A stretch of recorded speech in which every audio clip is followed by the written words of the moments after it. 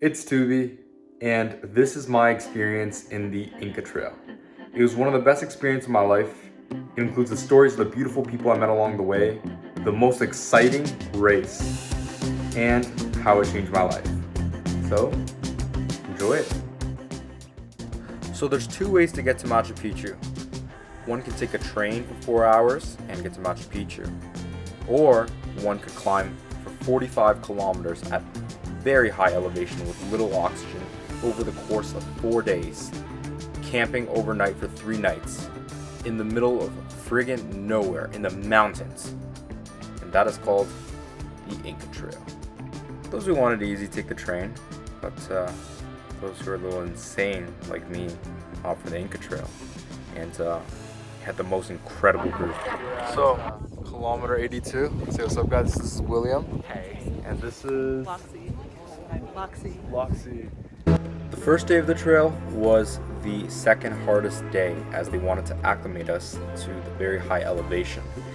It was 14 kilometers of hiking, and on the way, our awesome guide Alvin showed us some local fruits. This one's poison, It's poison. Prickly pear. Alvin and I had a love-hate relationship. He was always making jokes about me.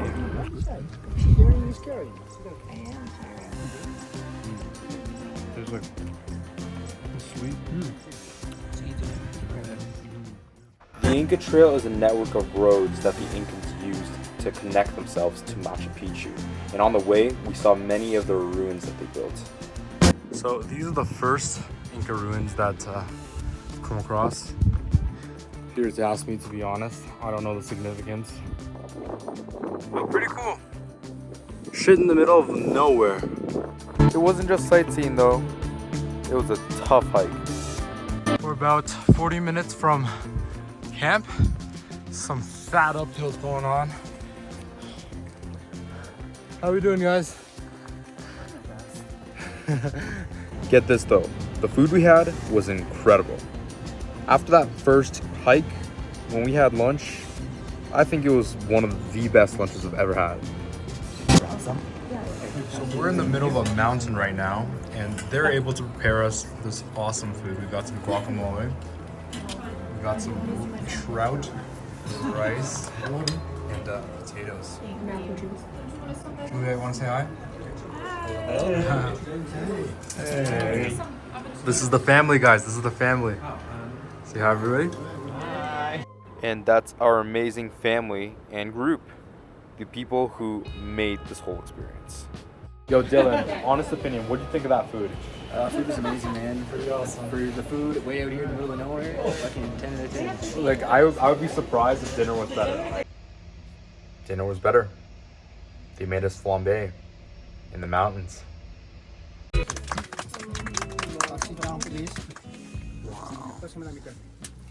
And introducing our guide, Alvin. I hate the chef. Alvin's a meanie. So we camped outside and slept in the mountains, and all of this was possible due to our amazing porters. They were carrying everything on our hike and followed us all 45 kilometers. It was pretty incredible how they could carry all the stuff. Each person had 2 porters. These guys have it the hardest, though. The porters. They're bringing our tents, hola, and our food, and all of our equipment that we put in our duffel bags the overnight. These guys are working their asses off. They also carried gasoline tanks, which allowed them to cook warm food and make hot water, which is how I took this mountain shower. And in day 1, after around 8 hours of hiking, we made it to camp. And we made it to camp.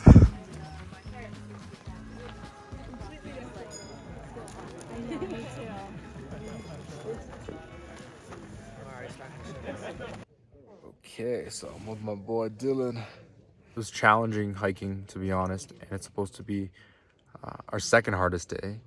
Tomorrow is our hardest day. We have a wake up at 4:30, 4:20, and we start 4 hours hike uphill to over 4,000 altitude. And then it was another 2 hours downhill for lunch and and then another mountain, which amounted to a total of 16 kilometers, insane altitude, and over 10 hours of hiking.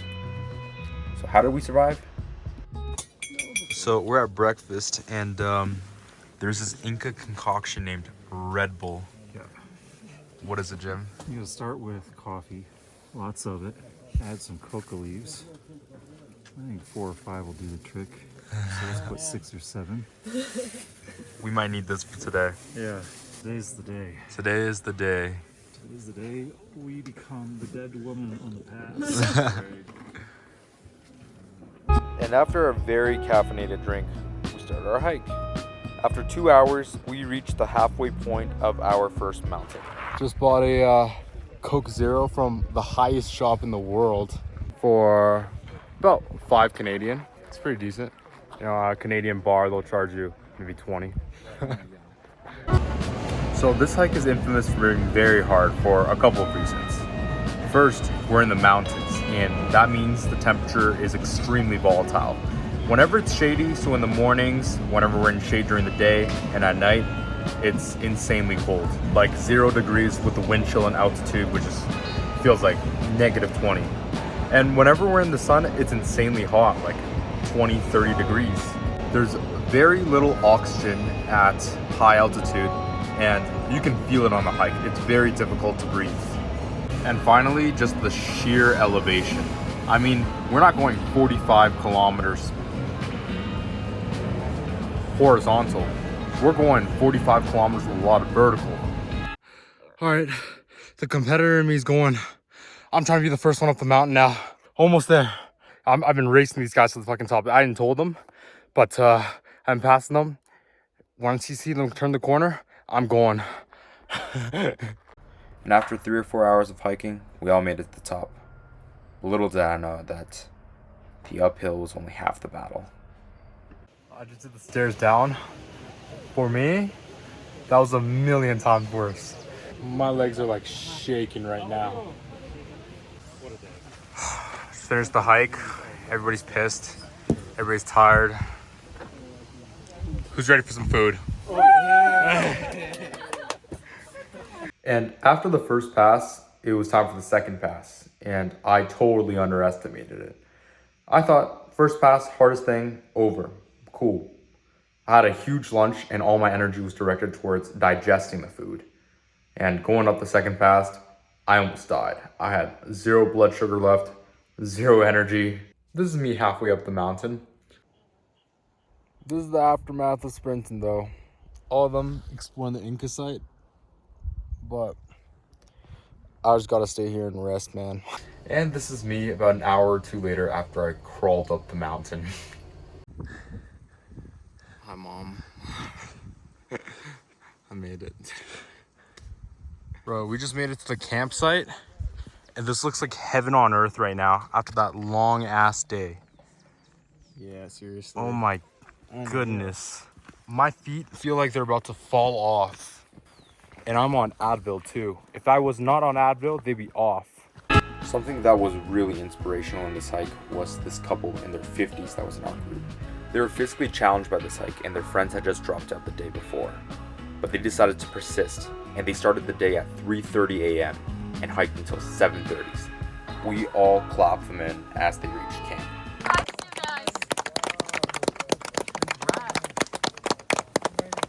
Dylan, tell us about your highlight and low light of the day.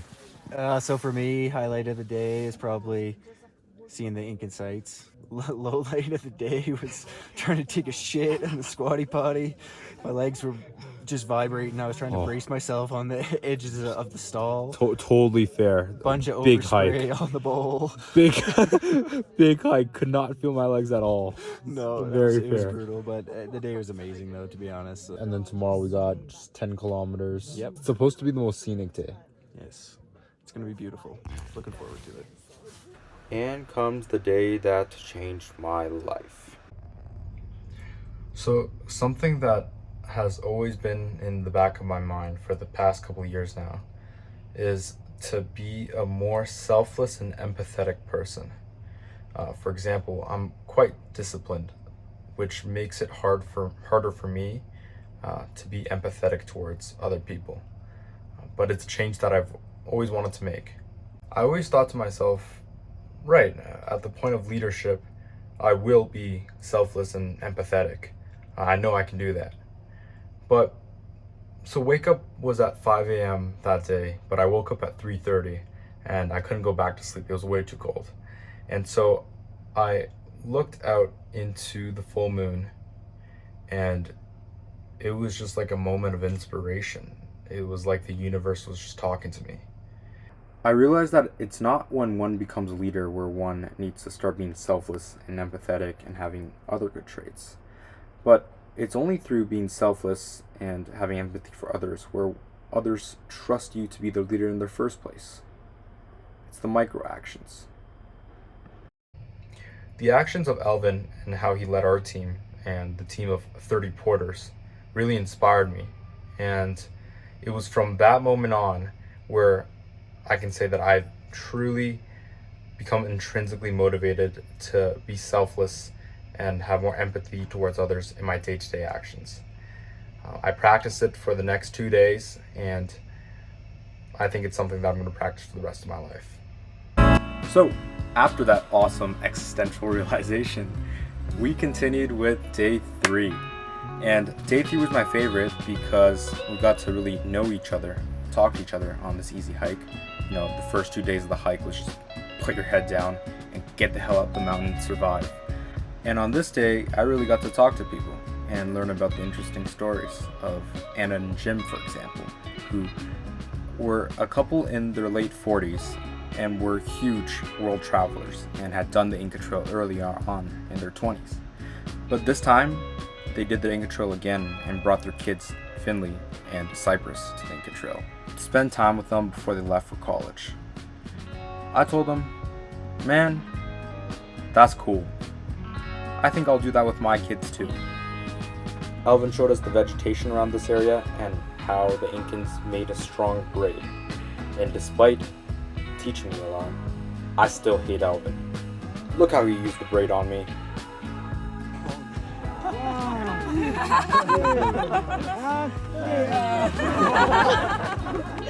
He did the same to others, but he made sure that I was the one that was facing off the cliff.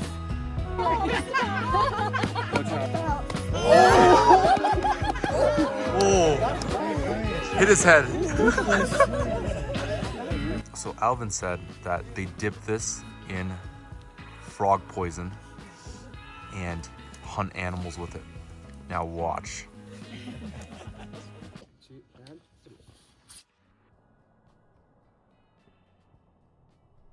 So there are 3 more people a part of our group that haven't talked about yet, all with very interesting stories.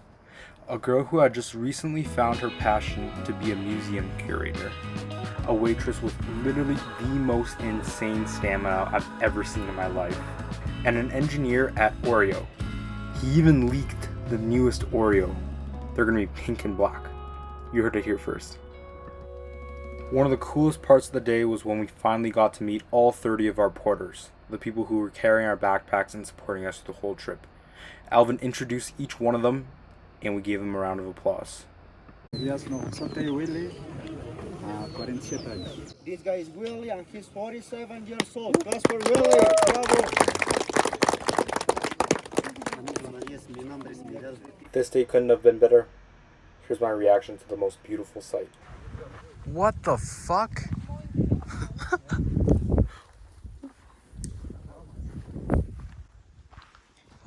Llamas. I'm getting no llamas. This is awesome. And I just want to say that this trip has taught me a lot about people and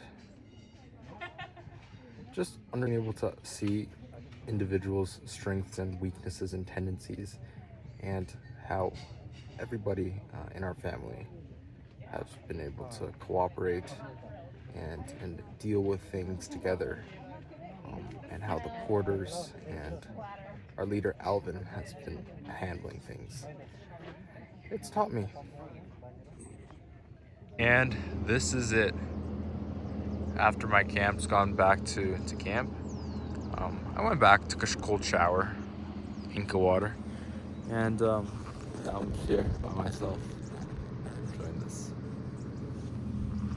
This day was a lot because after everybody left, and no one knows this yet, I started crying here because I started reflecting about someone, one of my best friends, who means a lot to me. Love you, man. Hola.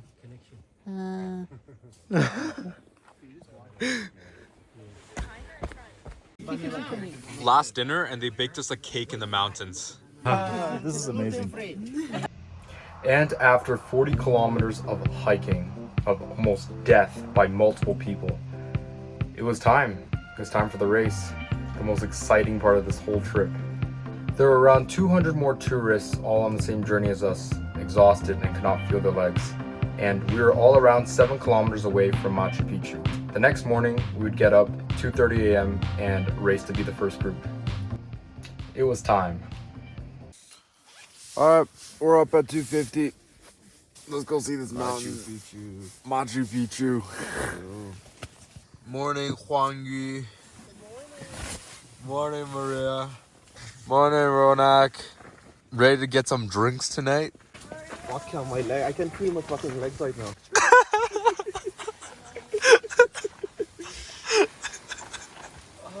Alright guys, this is it. We're at the gate, 10 minutes from opening. We're the first ones at the gate.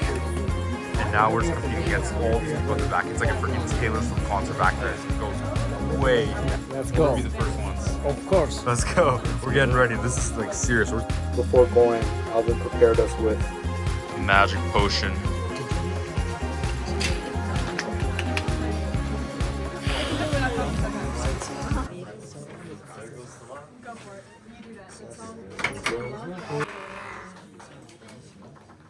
Always watch your steps, please. Be careful. Focus on the way. Gracias, gracias. Whoop, whoop. We were running in the dark with nothing but just a flashlight in the mountains. It was like a video game, like temporal. Come on, guys, let's go, let's go. Stay close to the person in front of you. Yup. One more step up, one more step up. Good job, Maria. Do it. Stairs, guys. Push through and breathe. Push through and breathe. Alvin led us on the first half of the hike, and then he gave that responsibility to me as he helped guide the very last people in our group. I wanted to make sure that our group finished first and that everybody in our group stuck together for the longest time possible. Everybody good? Nice. Keep it up, keep it up. I ran back and forth to make sure everybody stuck together and try to motivate our team. Stretch. Easy, breathe, breathe. Just you and you. Just you versus you. Just racing against yourself. Push that shit. Huge step. We're almost there. This is it. Holy fuck. We're all here. Last stretch, guys. Last stretch. Let's get some energy. Let's go, Finley. You're a beast. You're a beast. This is it. Just you and you. Until this point, we were still first with no group in sight. But then we looked behind, and there was a team catching up, racing, fast. Some of us were tired, some of us could keep going.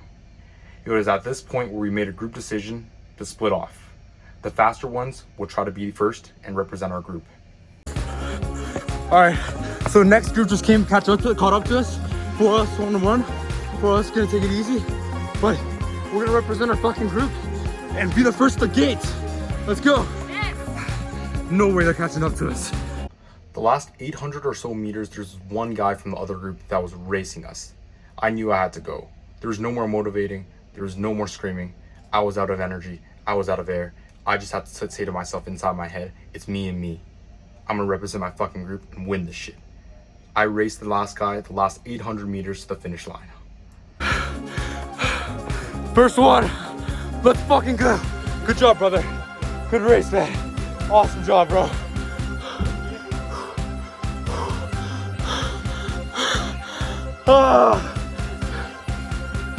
Easy peasy. We did it. That was one of the most fun experiences of my life. So after 4 days of hiking, we finally reached our destination. But actually... So, you know what I realized? That there were a lot of beautiful sights on the way, and this is beautiful. but it was the journey that was the most beautiful thing. It's the 4 days up here. The last day of beasting it out. The journey is the destination, guys. The journey is the destination. We then performed an ancient ceremony where we used cocoa leaves, the sacred plant of the Incans.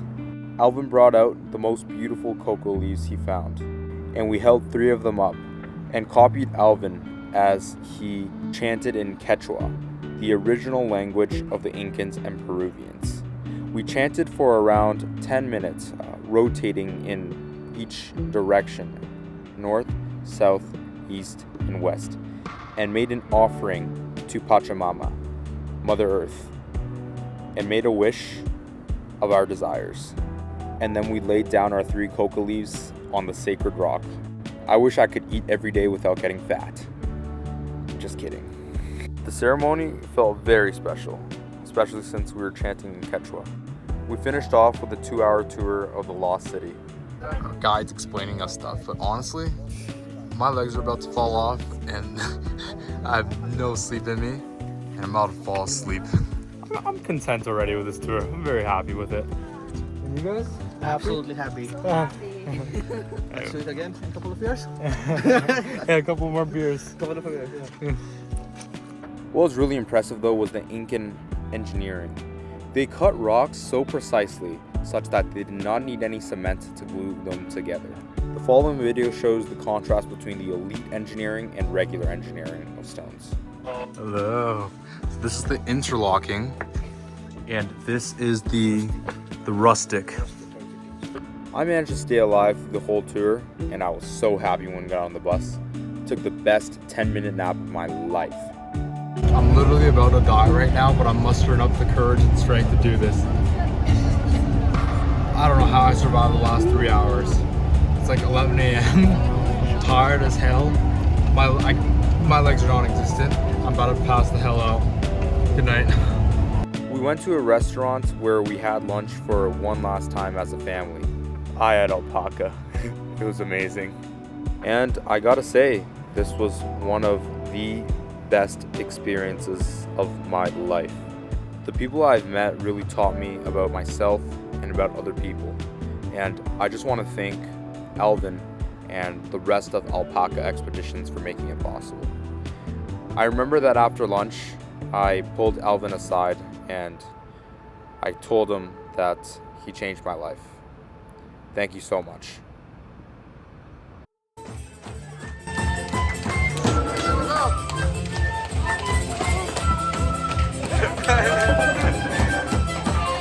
We made it! Everybody, thank you so much for watching. And that's the end of this beautiful chapter.